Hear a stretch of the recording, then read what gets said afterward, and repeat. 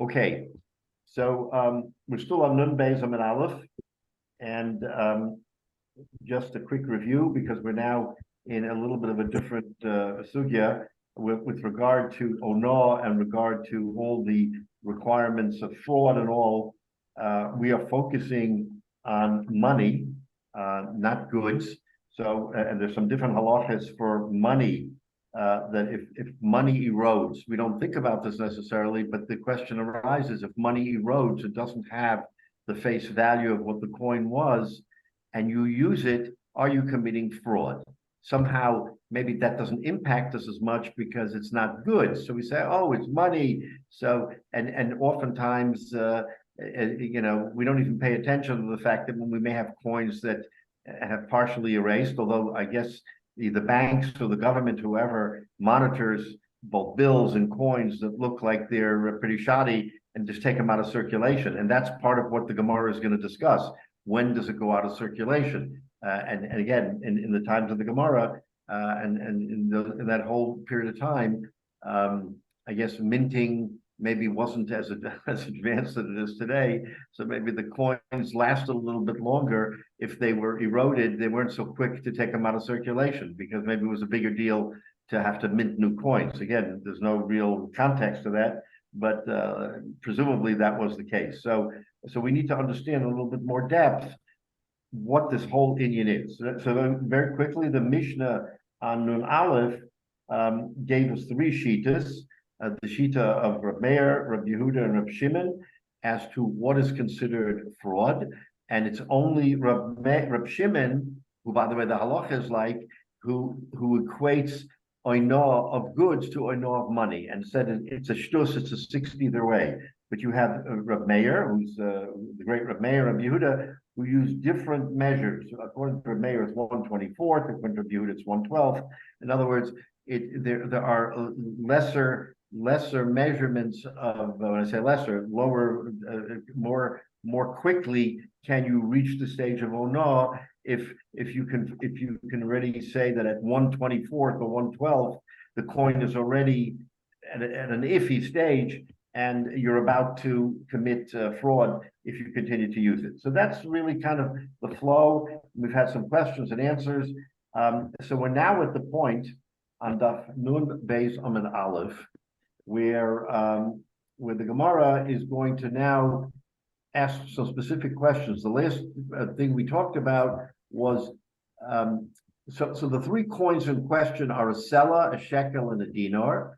A sela, let's call that the silver dollar, of which 2 shekel each is equal a sela, and the shekel is the half dollar, of which 2 dinarim equal a shekel. So basically, what the Gemara was telling us, that up to a half erosion is still okay. Once you tip the scale beyond the halfway mark on the way down, in other words, if it's 50%, then technically a sela is the 50% would make it a shekel, and you could use it as a shekel. But you realize, of course, and that's what our Gemara is going to discuss, that if you use it as a shekel, there's a question, will someone mistake it as a sela, even though you can legitimately use it as a shekel, but not a sela, because it's not a sela anymore. So that's a question that we have to address. And the same with the shekel, when a shekel reduces its quote of equivocal value to 50%, that it's a dinar, then you can use it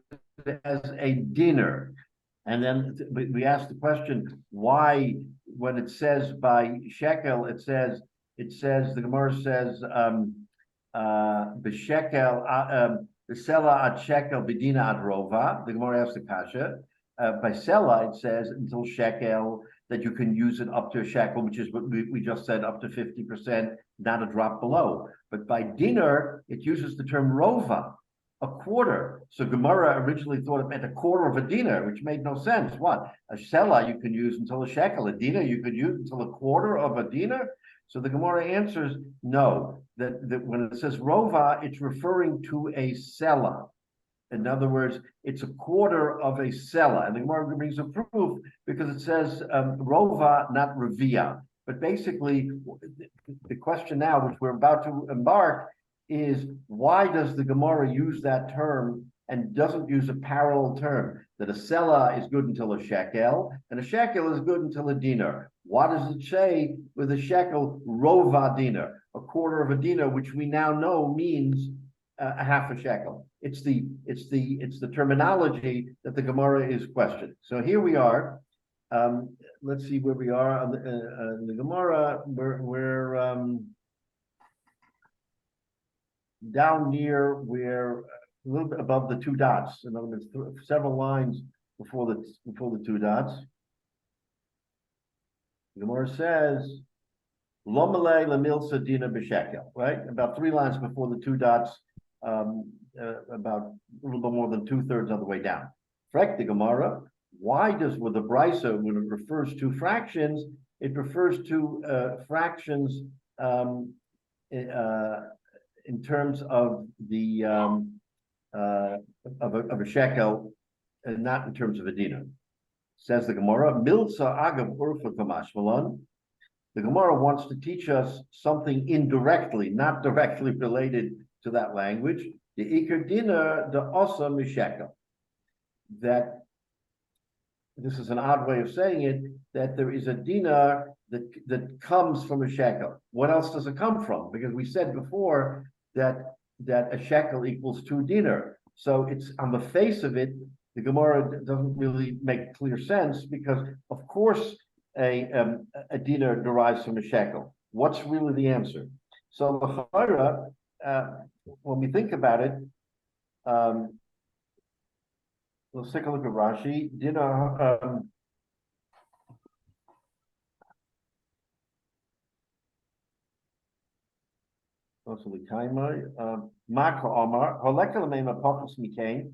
You can't say that it's less than a dinar. Or dinar al pachas merova iser.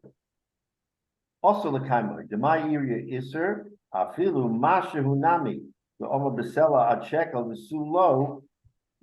So he wants to teach us from this language that it's very specific, that dinar, in other words, we're now going to discuss whether or not what is a mashahu below the required amount and can you use it. So he wants to, the Gemara is telling us that it's really not addressing the parallel between selah, shekel, dinar. He wants to teach us the also dinar, the also mishekel, that up to and including a half of the value is okay, but if the erosion of the coin occurred a little bit, mashahu, below the level that we're talking about, then you can't keep it. So this is the transition point to the question of whether or not you can keep it or just not use it, and that's a very important question. In other words, when you reach that point where we say no, you can't use the dinar because it's a mashahu below half of a shekel, then the question becomes, does that obviate use entirely, or does it mean now you have to remove it from circulation? And that's again, from our point of view, we in the United States, or maybe the rest of the world, isn't makbid anoino to say, oh, this is really an anoino, a fraud, and therefore it has to be taken out of circulation. So from our standpoint, there are halachic implications. Stamazai in the world, it's maybe convenience or confusion or whatever you might want to call it, why a quarter or a dime or a nickel that's been rubbed out to the point, it shouldn't be used anymore. I mean, again, maybe it's a practical thing that we want to use coins that are clearly visible and you can tell what they are. But certainly there's no sort of religious implication or halachic implication as there is with our halachas. So we're a little bit more makbid than the world at large, but it's the same question. What do you do when it is below that amount?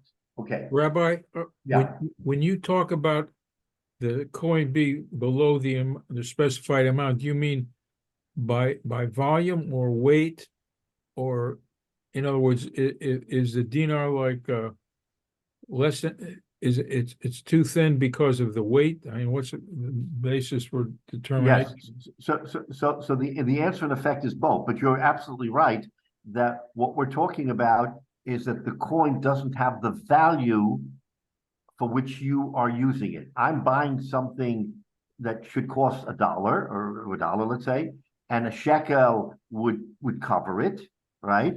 But I'm giving you a shekel that was really reduced in its face, in its weight. Let's say it doesn't have as much silver in it, or whatever let's say it was Yeah, silver right. that we were using. So it doesn't have that amount of silver, so that technically I am paying you less than what the item is worth, because the item is worth $1, which is a shekel, and I'm paying you the equivalent of a dinner, which is a half a shekel, because the weight, let's say, has eroded, has a weight, and then by using it and rubbing it, you've reduced its content. So now the question is, does it feel lighter so that you automatically know you're dealing with a different coin? I'm not sure. I mean, the Gemara doesn't really reflect whether or not one can determine, in other words, the layman. A baki certainly can put it on a scale and say, oh, this doesn't weigh the equivalent of a shekel. But what happens when you have it in your hand and you look at it and say, oh, this is a shekel? And the truth of the matter is it's now eroded in weight to be a half a shekel, a dinner. So you're really committing fraud, technically committing fraud, by buying something with a coin that doesn't have the value that it's purported to be. So to your point, it can be either. It can be weight or content, but either way, it comes out that that the coin is not what it is represented to be. So if it's a shekel or a sela, it has to have that amount of content. So Yeah. I'm putting my 2 cents, pun intended there.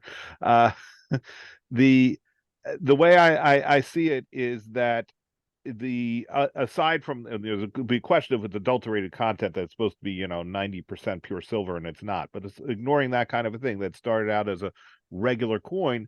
The fundamental thing is the weight. So the volume, the weight, they're really as long as it's the same, there's silver, copper, gold, the weight and the volume are one and the same. It might be more obvious by volume to a layman than it might be by weight, or vice versa. But the way I understand this is there's an expectation that coins erode in physical amount, but rubbing and so on over time, until it gets to whatever the defined level, 6th, 12th, 24th, whatever these different numbers we're throwing around. Until it gets to that point, it gets treated as if it were 100% the face value. And then once it hits that lower amount, either you have a fraudulent situation, you just can't use that coin, or you would weigh it to determine exactly what the value is based on the inherent content of the metal. Right. So you're mechavan to something which we won't get to today, a little bit later, is that since a coin does not typically reduce itself overnight, in other words, it's a process.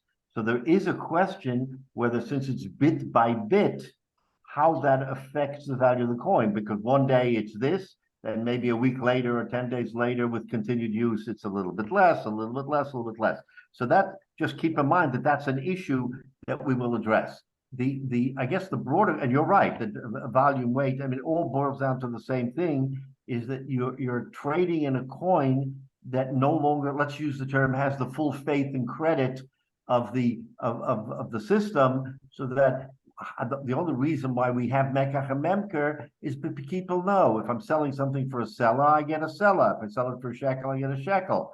But if you start playing around and saying, well, I'm going to buy it for a seller, but I'm really only giving you a shekel because it's got 50% less content, then you're going to erode the faith and credit of the system, of the mekach and memker system.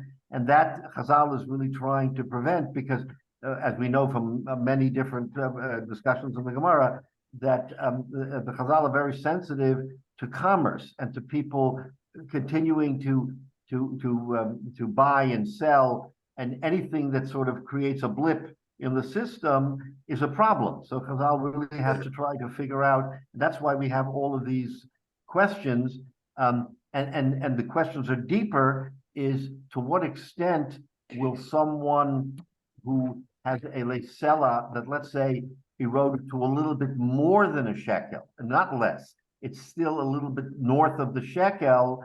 Will they use it as a shekel? Will they use it as a sela? What's its real worth? So now we're really getting into the weeds, because there is these questions of, has it incrementally lost its value, and therefore it's not a sela, but it's not quite a shekel yet.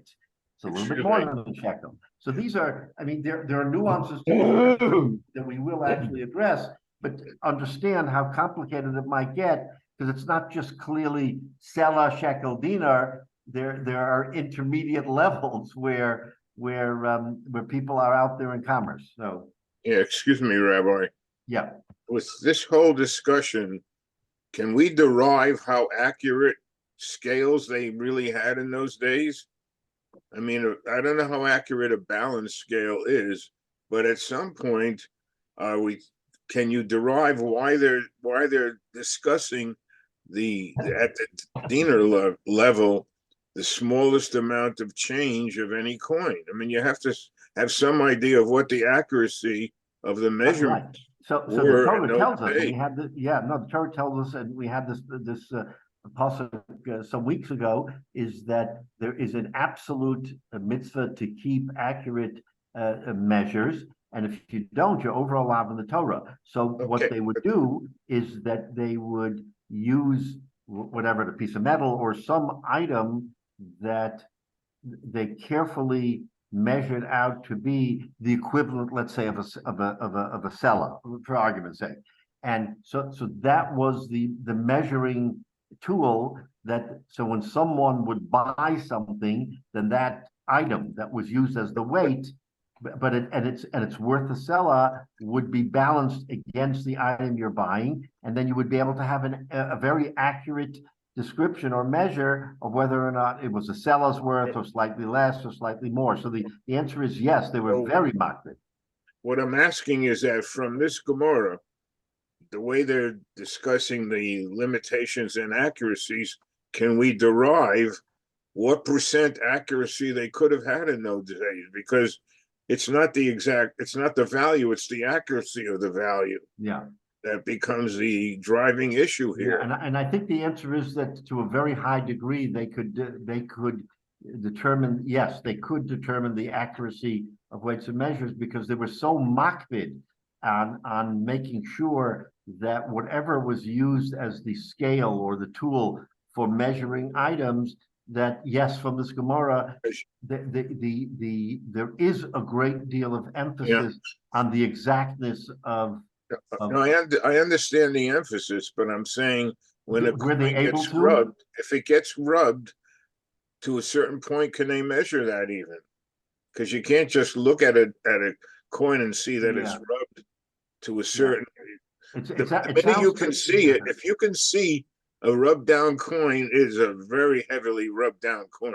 Right. But a scale should be right. The question is, with these scales, were they accurate to 1% or 10% or what? What's that?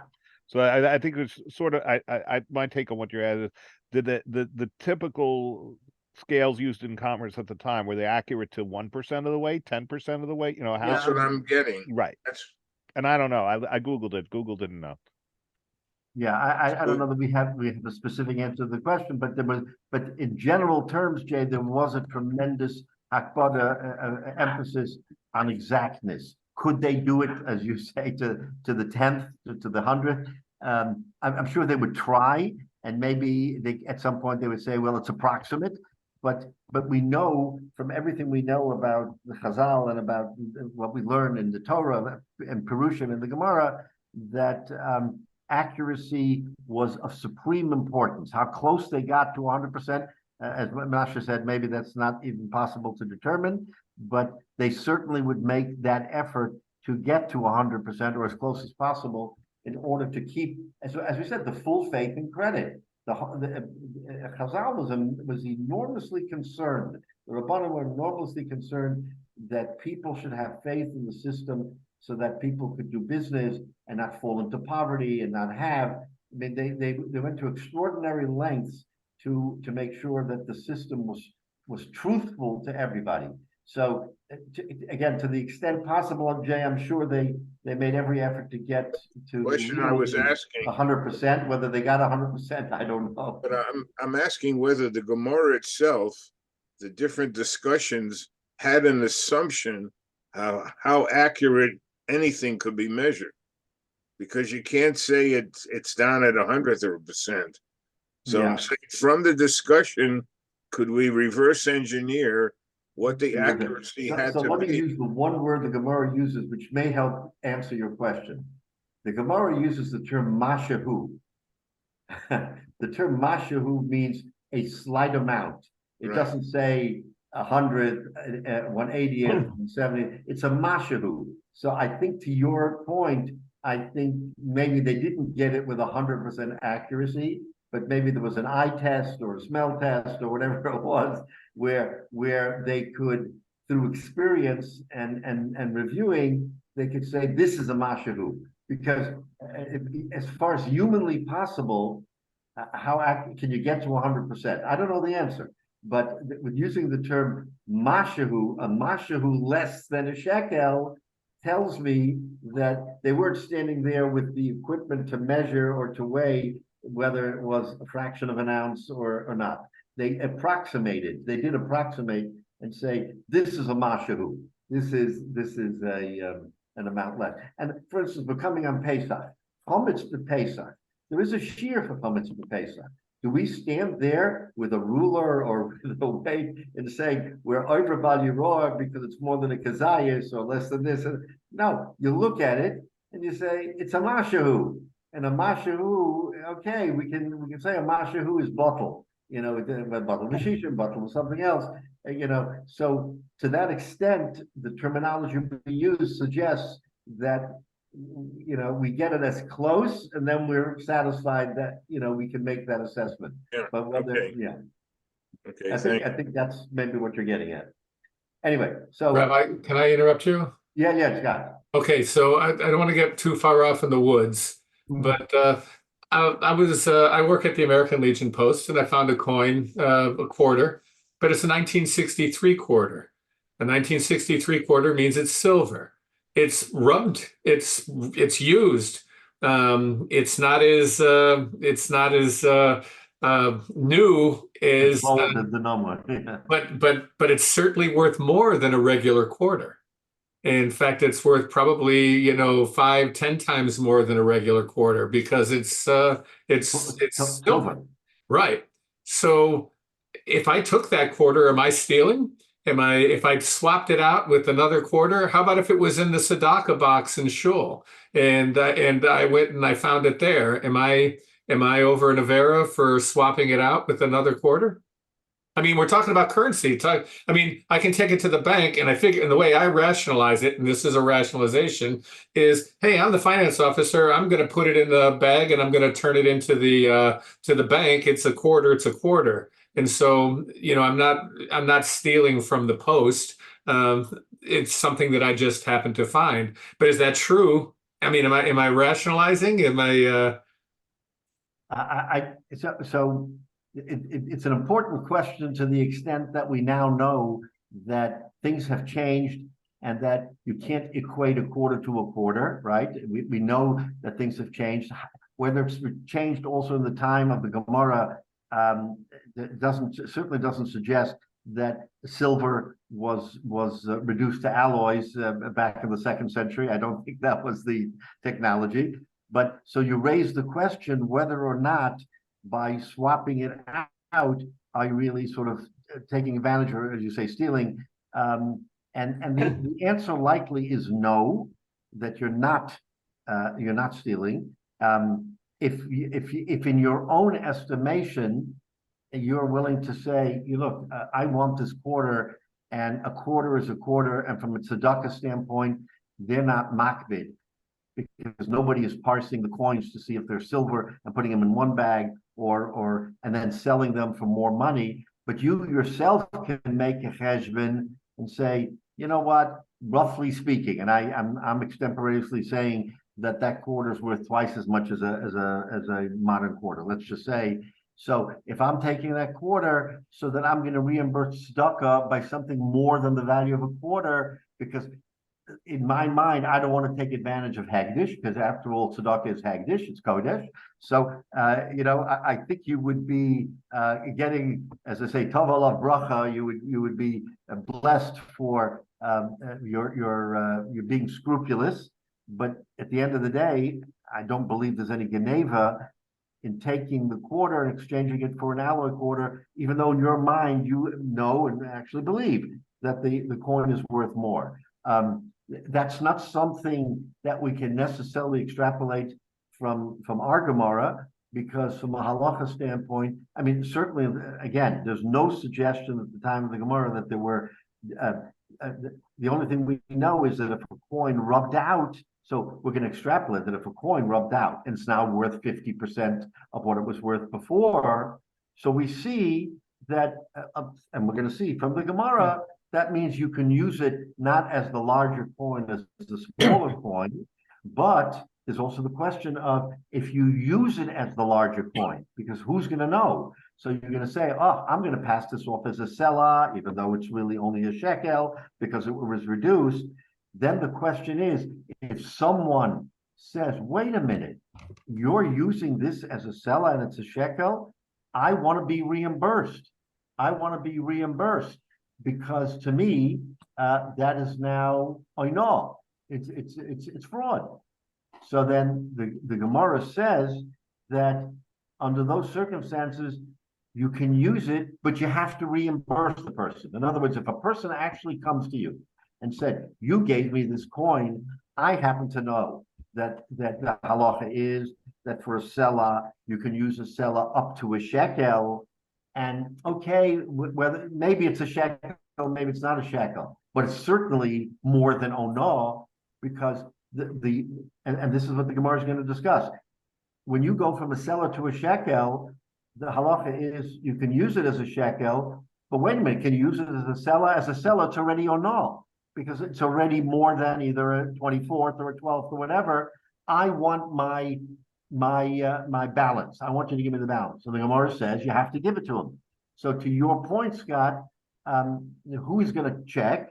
But if you feel, if Nimashur Sadin, it's a coin is a coin, but I have a little bit of a guilt feeling because I'm taking advantage of Kodesh, even though you may not be taking advantage of Kodesh. And you say, I'm gonna replace it with X, right? With something more. But al pi halacha, certainly bisman hazeh, unless let's say the Gabbai of tzedakah, whoever is the treasurer of tzedakah, happens to see you made the exchange, no big deal. He starts looking, and oh, wait a minute, was that a quarter you took? Was that a really silver quarter? Maybe you shouldn't do that. So if he has a taina to you, that might be equivalent to what the Gemara is saying, that someone is complaining that there was oinah, there was fraud, and therefore you should have your own pocket say, you know what, I like this particular quarter, here's another quarter. I'm doubling it, or whatever the amount is. So it's a very interesting question, and there isn't a clear-cut answer, except from our Gemara. We see that even when a coin is reduced and you can use it as at a lower level, there still is the question of oinah, because the difference between a selah and a shekel is more than the amount of onah. If no one is makbid, no problem. But if someone is makbid and someone says, wait a minute, then you have a duty to reimburse. And that's something we will see from the Gemara. So I think your point is well taken. What do you do? But in the normal course, certainly in our society, a quarter is a quarter. I mean, you take a quarter, you exchange a quarter, you put it in a dollar bill, and you take out coins. Do you even pay attention? You may, because in other words, someone who is who is adept at looking at coins and seeing coins. I used to collect pennies many decades ago, and I had Indian head pennies, and I had pennies from a very old age. Now, those are worth, maybe they were worth more than an actual penny, because they were, once time passes by, it's worth more and more money. so if I found such a penny and I took it out, what, a penny? The tzedakah is gonna care if I have an Indian penny as opposed to a Lincoln penny? Who cares? But to be kakuta Sarah, to be exact in the halacha would say that if someone came to protest, you have to reimburse them. With tzedakah, who is it? The Gabbai tzedakah? I mean, maybe someone, the treasurer or something, or the American Legion Post.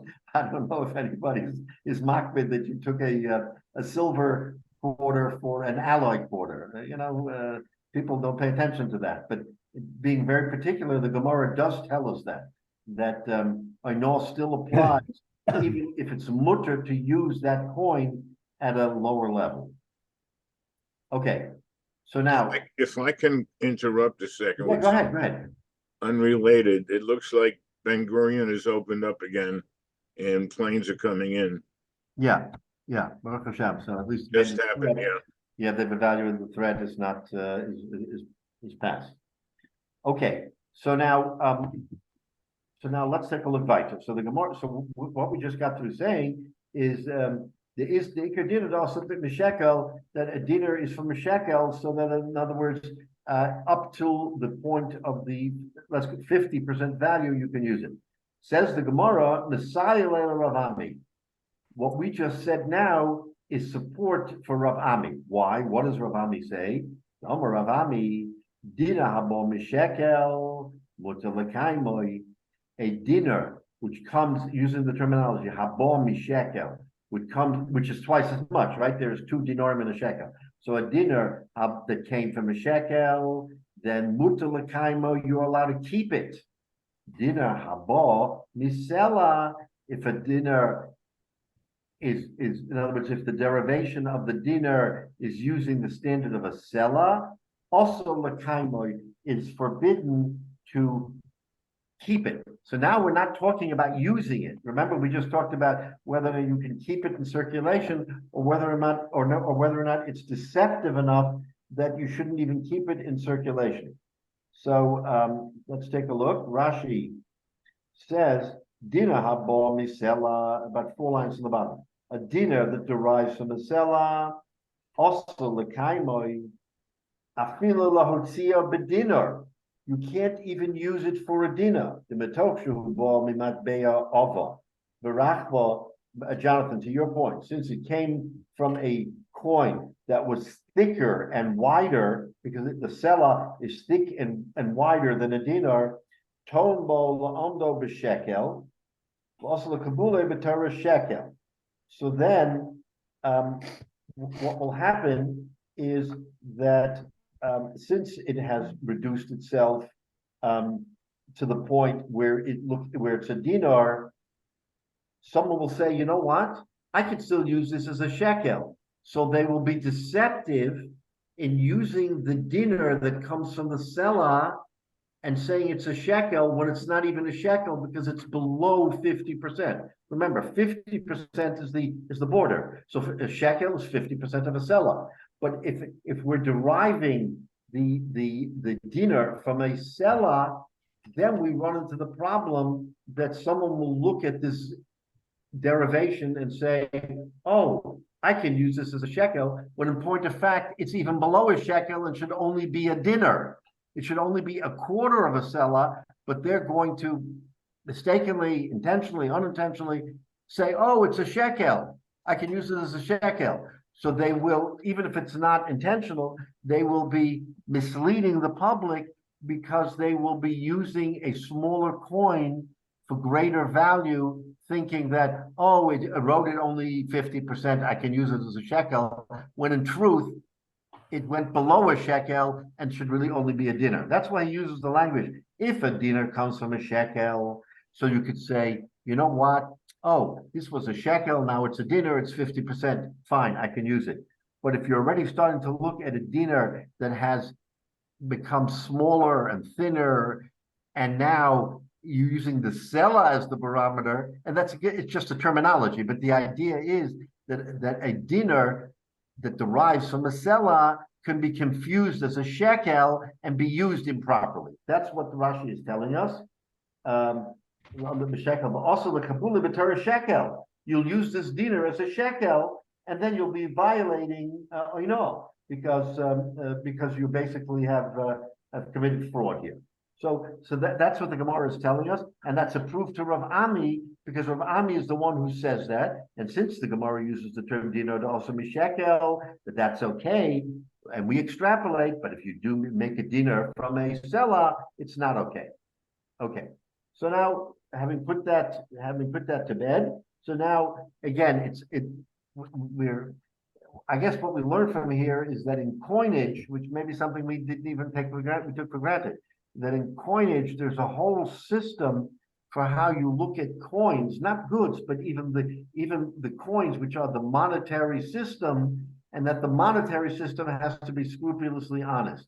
Because we could have thought, look, okay, what's the big deal? So it's approximate. It's not quite the same. But you see the Hakodah, you see how particular Chazal was, that even in our dealing with the coinage system, we have to be very, very mindful. But they also, you learn a lesson that they're only allowing you to compare it to the one level above.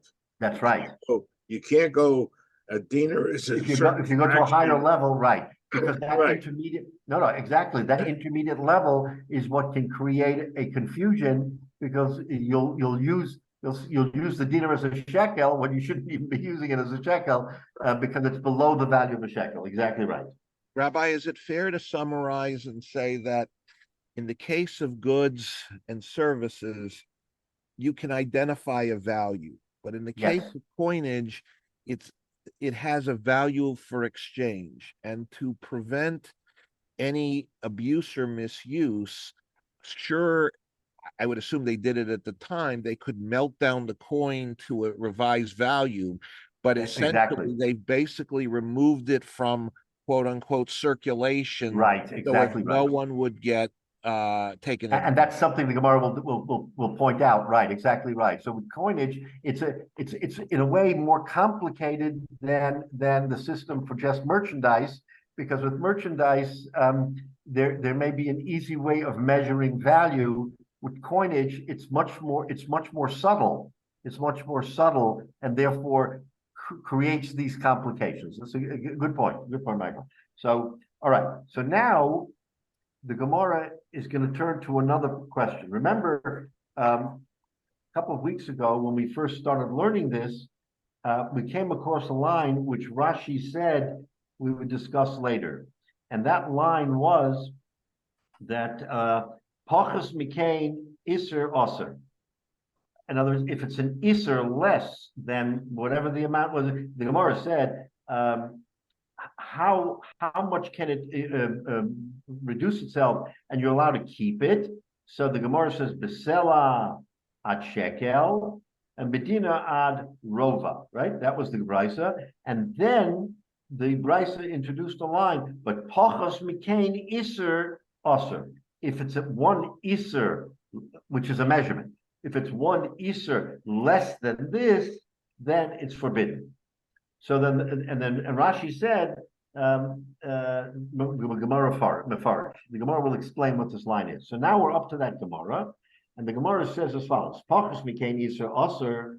It says that a little bit, an Iser less than this is forbidden. Frek the Gemara, my Ka'amar. What does the Brisa really mean when it says that? It's a cryptic line. What does it mean? So the Gemara says, Oma Abaya. Abaya wants to come and explain that line. He says, Hochikama. Pachsa Sela Yosa Mikideo no Iser. If a Sela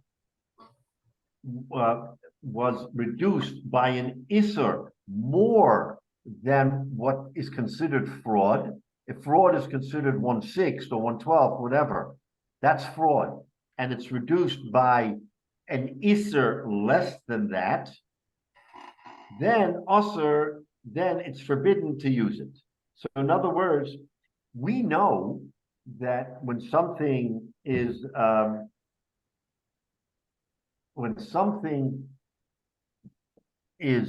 50% of what it was, that's what our Gemara is talking about, you can still use it. In other words, a shekel to a selah is okay, a dinar to a shekel is okay. If it's an iser, which is a very small amount, less than that, the question arises, what do you do with the coin? In other words, now that it is no longer usable, because how can you use, there's no such thing as a fraction of a dinar. I mean, a dinar is a small coin, let's call it a penny or nickel. I mean, how low can you go?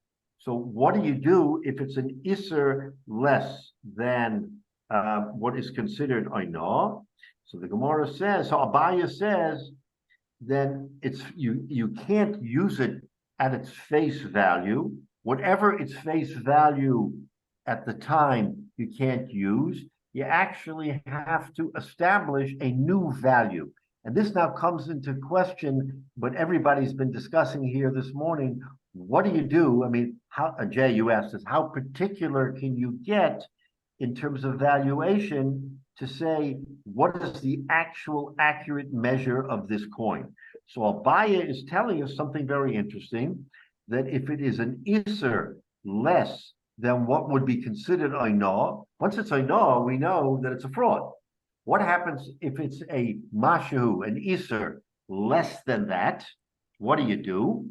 So Abaya says, if you look at it and say, oh, this is a dinar coin, you can no longer use it as a dinar, but you can use it, Abaya says, you may use it at what its value is less than a dinar. Now the question is how you measure it. How do you actually determine that it's 3/4 of a dinar or a half a dinar or a third of a dinar? That, I mean, I'm not going to address that right now, but what Abaya is telling us, you can do that. You can do that. Amalei Rava. So Rava says, if you can do that, ihachi, so if the coin is now less than what it would already elicit oinah, afilu mashu nami.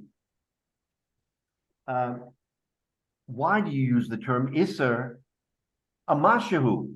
Now we're getting into the real weeds. What's a mashahu and what's an iser? An iser is a specific a determination of coinage. There was a coin that you could refer to as an iser, right? If you look in the Mishnah, then it tells us that, let's see, it was Rabbi Meir of Yehuda, used the term iser, right? He said, what's the lesson? Look in the Mishnah.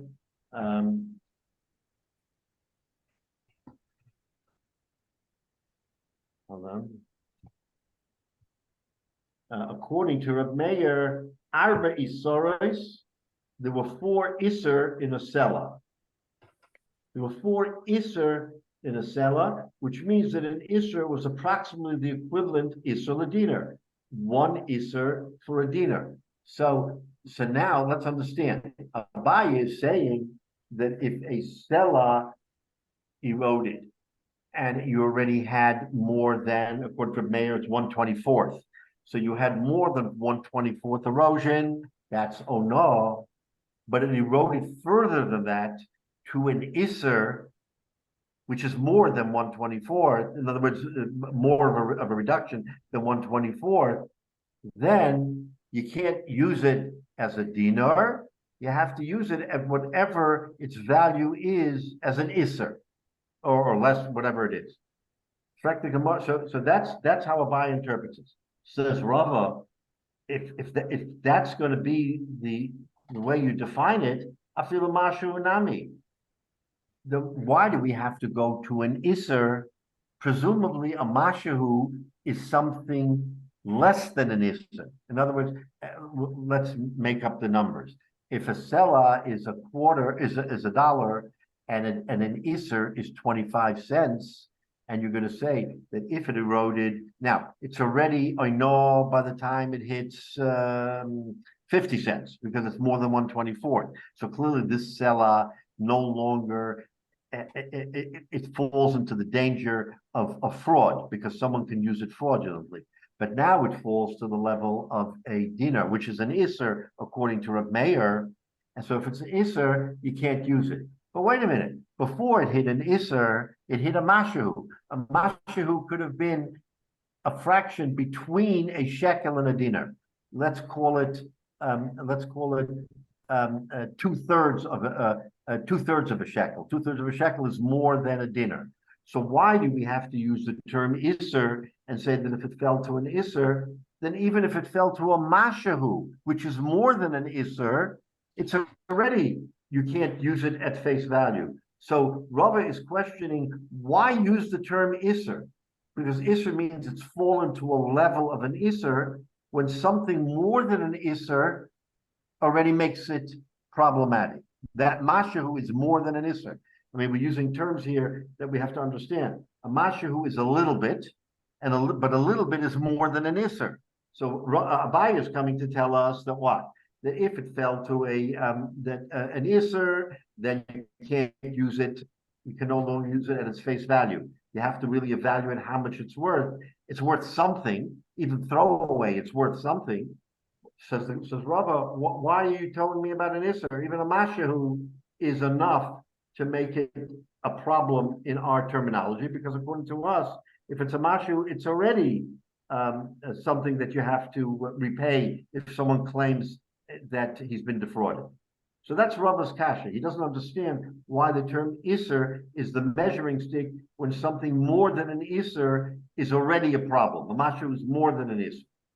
So Rava wants, I'm looking up, and was on Wikipedia, it's not necessarily guaranteed, but looks like there was a lot of research went into it. It looks like, and if you already said this and I missed it, I apologize.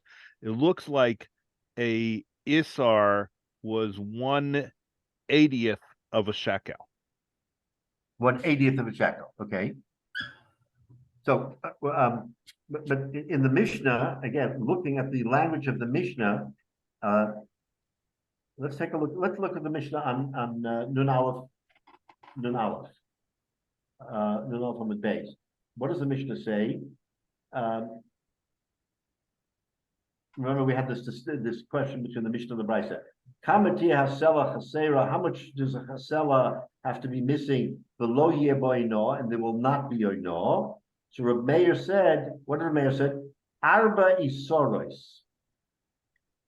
4 iser in a sela does not make it oino. What's an iser? Iser ladina, which means, right, 1 iser per dinner. So from that he derives his fraction as being 1/24th of a sela. Now, what did you just say, Menashe? That what? 1/80th. So okay, so that gives us some rough.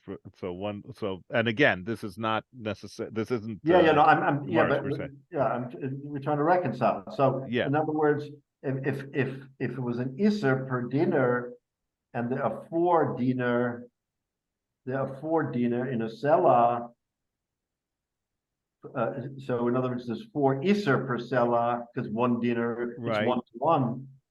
So if you have an iser less than, let's say, if you have an iser less than a shekel, which actually would make it a dinner because there's 2 dinner and a shekel, then according to Abaye, that's oino, and you can no longer use it at its value, at its face value.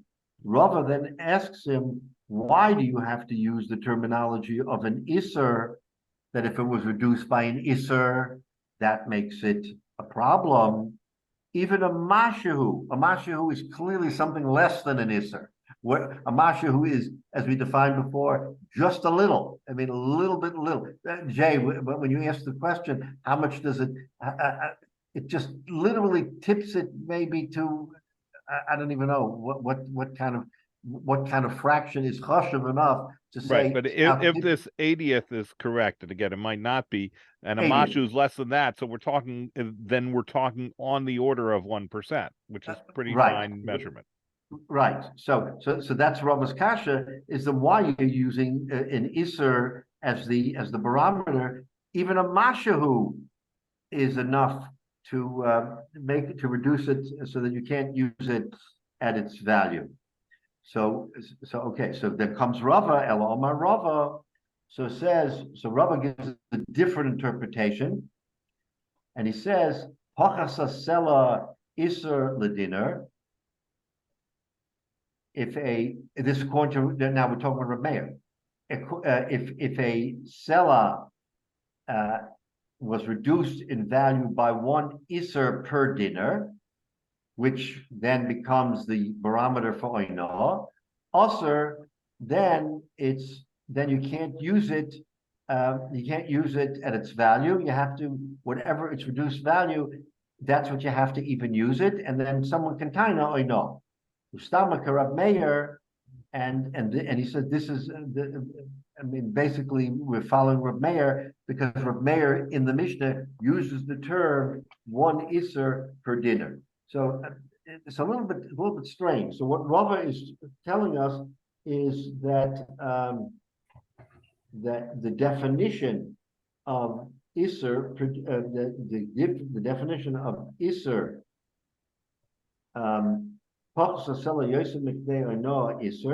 if it's reduced by an iser, he's saying basically, according to him, an iser and a mashahu would then be the same. Because you can ask the question, why do you use the term iser? It should be a mashahu. So he's basically saying that according to Reb Meir, that's how you define it. You define that term as a mashahu. So you can use the term interchangeably, but we're using the term iser because that's the lowest. That can move the arrow. That's the lowest that can move the arrow below where we have oino. They're struggling with the notion of percentages, but they're trying to define percentages in terms of the actual coins and something that could be measured. But underlining all of this is a percent, like a masha who is probably 0.1% or something. But rather than try and discuss this in terms of percentages, they do it in terms of hold on a minute. I want to silence my the scale. I'm going to share here. Right. So let's take a look and see if Rashi gives us any help here. Mike, pachos mikan, im omad sela al pachos mishekel, or omad dina al pachos mirova, iser also the kaimod. The my area iser afilu mashahu nami. Why? If Rashi says Rashi is making the point here. That why do you use the term iser afilu mashahu nami to omad besela al shekel besula? So I guess Rava is trying to give us the answer by saying that the term mashahu he's defining really as an iser, and it's in other words the next level down of the coin is an iser, which is a mashahu. So that's how he reinterprets it, and he's saying that. I don't know if that's a problem for Rabbi Hyatt, but he's trying to give us this finish, which I find it's a little bit difficult to understand, just from what Rashi is saying. Yes, is Medina. All right, so listen, we'll have to sort of accept that at face value here, as we say that. But basically, where we are, and the conclusion of this discussion is that. When you have a coin that has reached below the level of where it can functionally be another viable coin, like we said, sell it to a shekel, shekel to a dinar, now you're not only running into the problem of oino, but you're running into the problem of whether or not that coin is even a viable coin.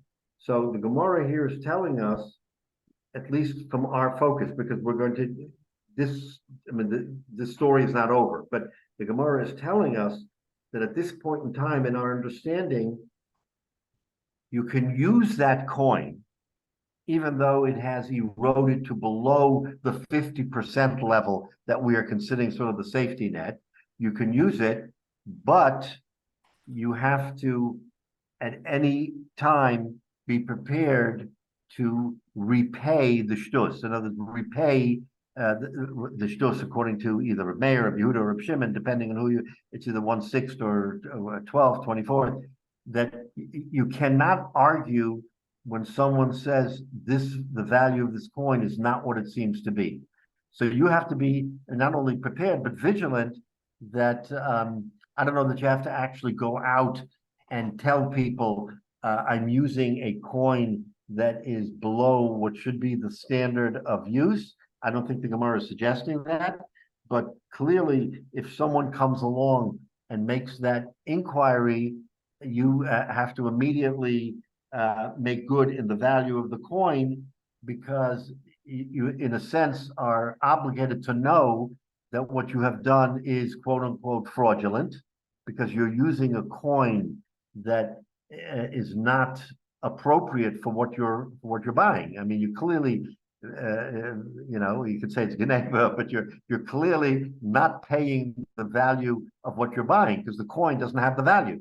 So the Gemara seems to suggest that we're not going to penalize you to say you have to throw it out. At least right now in our discussion, we're saying that we'll see later what the Gemara tells us on that. But right now, for our purposes, you only have to be sensitive to the fact that if someone comes and complains, that you have to be prepared to immediately make good the difference of what he's paying to what the value of the coin is.